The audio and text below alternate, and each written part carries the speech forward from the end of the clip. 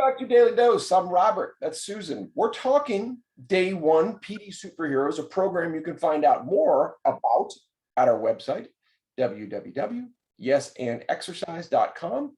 Look under the tab. It says day one. This is stage two of day one. It's a 12-step series. It's put forth by Joseph Campbell and Christopher Vogler. And we're talking about a thing that we call the call to adventure. You know, broadly speaking, call to adventure in our world, the Parkinson's world, is the diagnosis. That idea, I think, upsets the apple cart with a lot of people. Yeah. Yes. Yes. Yes. Talk to me about that juxtaposition or that potential paradox, that wonderful word we've been studying, of seeing a Parkinson's diagnosis as a call to adventure.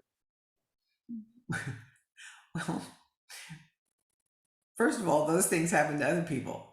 Well framed. Okay. Typical hero response, actually. Not me. Yeah, right. Yes. Yes.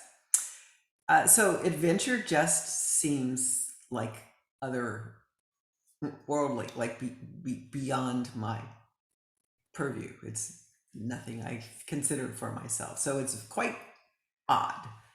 And yet there's something quite compelling about it. If it's a diagnosis of Parkinson's disease, it's incredibly compelling. It scares the daylights out of you. You react in any number of different ways, which we'll talk about maybe in the next episode. But at that moment, it is so striking. you can't shed it. It carries you around. So let's say you're Luke Skywalker. Mhm. You've wanted to go train, and you're on the farm and you're doing all these chores, right? And then a thing happens. And Yeah. you can't get it out of your mind. You can't let it go. This is Leia calling out for Obi-Wan. Does she mean old Ben? What is that? Yeah. Right? Yeah. And his world, his family, they can't connect. With your Parkinson's, your family doesn't want to accept it any more than you do. Everybody's like, Great point. and it's undeniable. So Right. yeah. Ooh, okay. So if we I think frame it, paradox is the word, right? It's remember the Carl Jung definition we talked about he said this is the closest to true life we can have when these two incongruent things come together and we can accept them. yes. So not me, and yes, it's true, is that perpendicular path, right? That crashing course coming together of, yeah, I love that. Okay, keep going. Keep going. Yes. So I now have an opportunity, shall we say? Robert, it's hard not to mix this up with the refusal of the call because That's okay. We know we're going there. I can't. Yeah.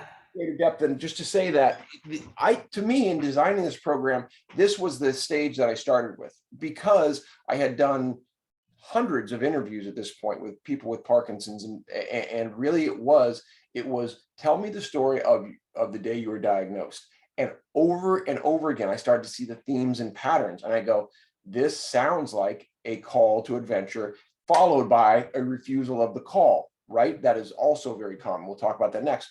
But that idea, and I said, this is going to be heresy to some people. This is going to be hard to accept. Because adventure sounds like fun. Yeah. Right? Diagnosis doesn't sound like fun. Well, and think about the gap too. The idea of being diagnosed and then, here's some pills, here's some literature, see you in 6 months. Wow.